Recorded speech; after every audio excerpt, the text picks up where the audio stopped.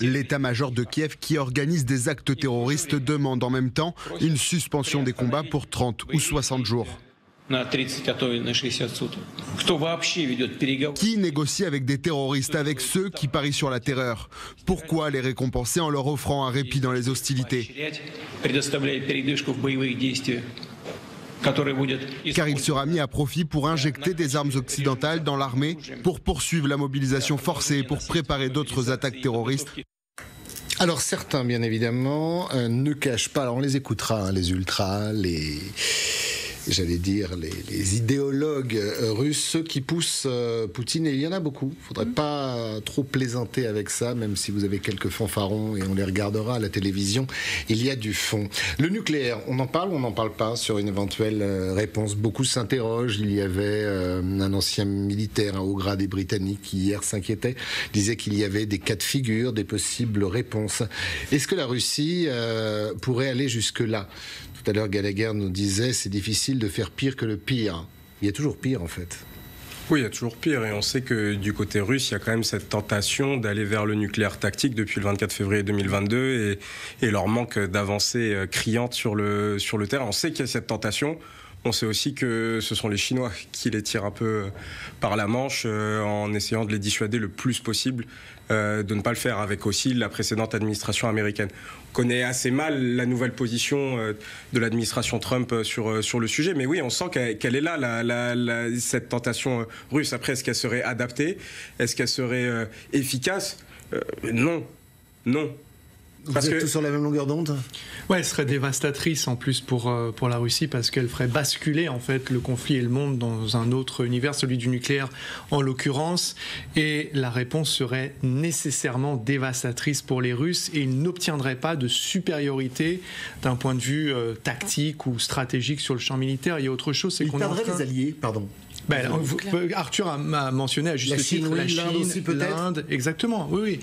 En fait, on est en train de tomber dans le piège du général Kellogg, qui oublie de dire que les aéronefs qui ont été ciblés par les Ukrainiens, dont certains appartiennent certes aux forces aériennes stratégiques, sont utilisés pour cibler encore une fois, des structures civiles et tuer des civils ukrainiens. Tous les jours. Donc, est-ce que ça veut dire... les missiles. Oui, est-ce que le général Kellogg est en train de nous dire qu'un pays qui possède ce type de bombardier stratégique peut, en toute impunité, les utiliser pour tuer des civils, et que nous ne pourrons jamais les toucher, parce que sinon on déclenche automatiquement la Troisième Guerre mondiale ou la guerre nucléaire. Ça nous renvoie à cette idée de la sanctuarisation de l'agression grâce à des moyens non conventionnels. Donc vous avez de l'armement nucléaire ou des moyens potentiellement non conventionnels, vous les utilisez pour tuer des civils ou cibler des structures civiles, et vous êtes intouchable, précisément parce qu'il y a ce spectre et cette menace. Et c'est justement ce genre de mythe-là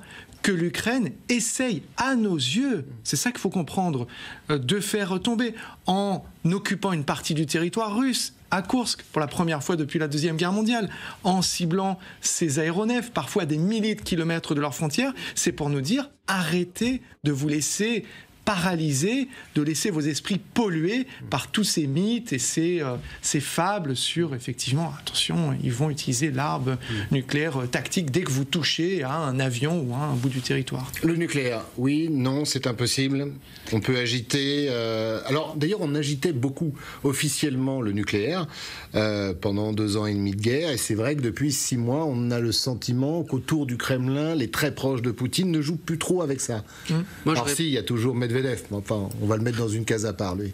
J'aurais plutôt tendance à dire non, parce qu'on voit, d'ailleurs Poutine le laisse entendre dans son intervention, qu'ils vont d'abord et avant tout chercher à avoir des gains diplomatiques des pertes qu'ils ont encaissées. C'est-à-dire à trouver des moyens plus clairs encore de justifier le fait que la négociation, il faut la laisser tomber. Ils la font traîner, ils la mettent en échec à chaque fois qu'ils peuvent. Et là, ils vont rentrer dans la logique de, vous vous rendez compte, on subit des attaques terroristes, enfin, on marche sur la tête.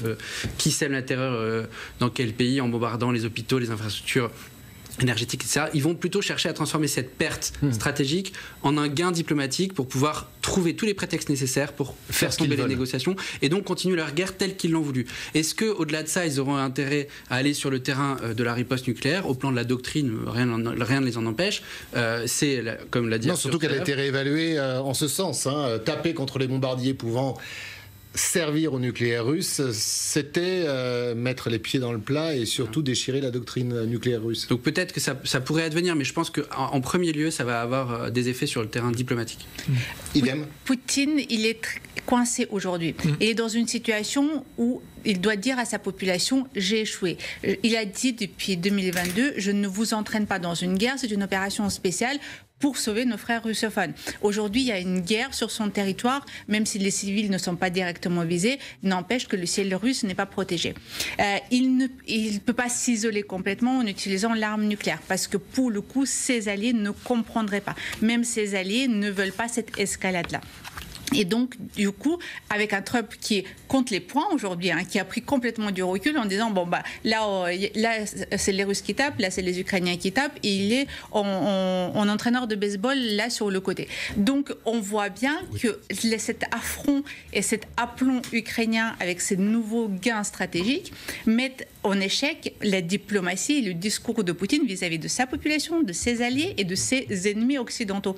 Donc, c'est pour ça qu'on a une communication aujourd'hui en demi-teinte, un petit peu distante et un petit peu froide, parce que objectivement, ils savent même certainement pas quoi annoncer exactement. Ils cherchent comment faire du mal encore plus à l'Ukraine. Mais c'est compliqué de justifier la situation auprès des populations intérieures. Ils ne devaient pas avoir de guerre sur leur territoire, c'était une opération spéciale initialement. Et donc, il doit y avoir aussi des pressions politiques intérieures, soit aller vers l'escalade, soit d'arrêter ce festival. On a l'exemple de ces pressions.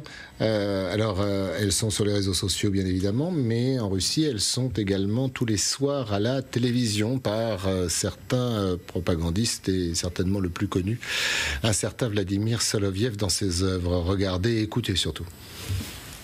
Nous vivons une époque qui a déjà dépassé la crise des missiles de Cuba en termes de danger de basculement du monde vers une guerre nucléaire.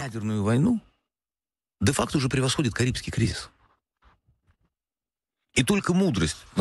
n'est que la sagesse de notre commandant en chef, la prudence de notre commandant suprême qui a permis au monde de rester en vie jusqu'à présent. Il nous préserve de l'Armageddon. Ce qui ne veut pas dire qu'il n'y aura pas de réponse, mais la réponse sera calibrée. Elle sera sans aucun doute extrêmement dure et indéniablement responsable. Elle viendra, c'est certain. Vous voyez, même lui, alors je ne vais pas dire qu'il est modéré, bien évidemment, mais il est embêté, en fait.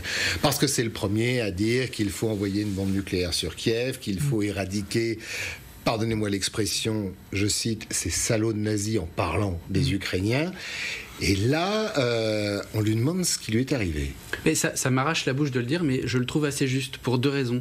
Oui, la situation est bien plus grave que la situation de Cuba, parce qu'on est beaucoup plus près d'une guerre mondiale nucléarisée dans l'état du monde tel qu'il est aujourd'hui. Pas sur quelques têtes de missiles dans des cargos. Voilà, on est beaucoup plus près de minuit 00 qu'au moment de Cuba, et ça me fait aussi très mal de l'admettre, mais il a raison aussi sur le deuxième point, c'est-à-dire que, alors il en parle avec des termes tellement élogieux que c'est grotesque, mais que Poutine est plutôt le régulateur du système. C'est-à-dire que quand on regarde sur les dirigeants politico-militaires russes sur les derniers mois, ceux qui ont professé des menaces nucléaires... Même parfois, Lavrov, le ministre des Affaires étrangères, paraissait plus ultra que Poutine. Voilà, et on pense notamment aussi à l'ancien Premier ministre, Dmitri Medvedev, qui lui y allait... Il est hors cadre.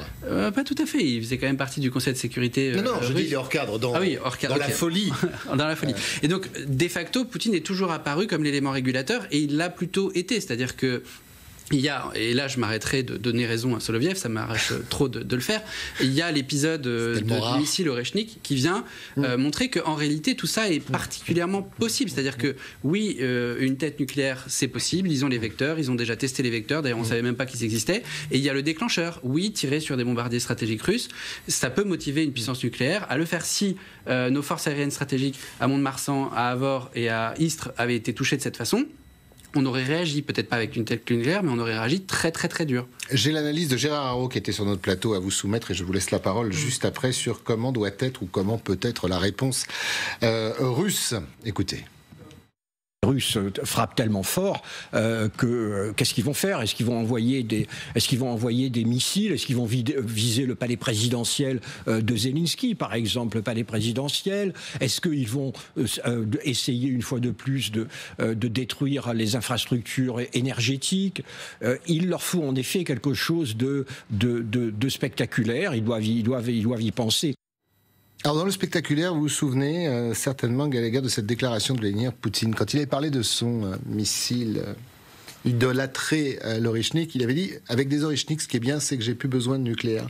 J'en envoie 3 ou 4, chargés cette fois-ci, et ça fera à peu près le même dégât. » Est-ce que ça pourrait être ça, la réponse de Vladimir Poutine ou de la Russie? Alors ce qui est terrible, pardonnez-moi, avec ces missiles, c'est que vous êtes... obligé de prévenir certains pays, dont les États-Unis, avant de vous en souvenir. Non, bien sûr, précisément parce que c'est un vecteur qui peut transporter l'arme nucléaire avec une tête qui est émirvée, donc avec potentiellement différentes ogives qui seraient déclenchées. Tout de suite après les frappes donc sur la flotte aérienne stratégique russe, Orechnik, c'est le terme qui revenait le plus dans la bouche des Ukrainiens, des gens qui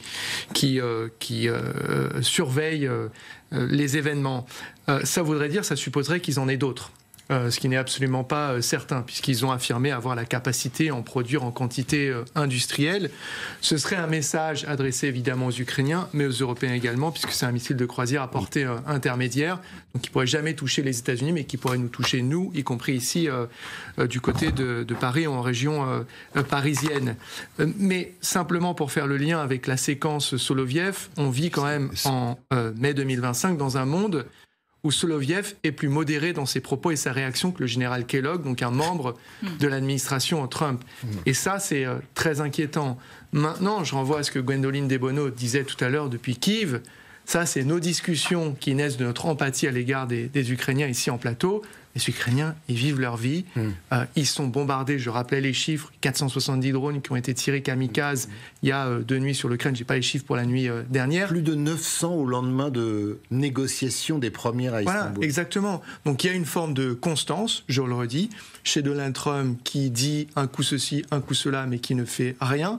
Sur la Russie qui effectivement... est engagé, semi-engagé dans une sorte de simulacre de négociation qui ne donne absolument rien, à part, et ça il faut le souligner, les libérations de prisonniers, c'est très important, mais sur le sujet des enfants, rappelez-vous ce que Medinsky dit aux Ukrainiens.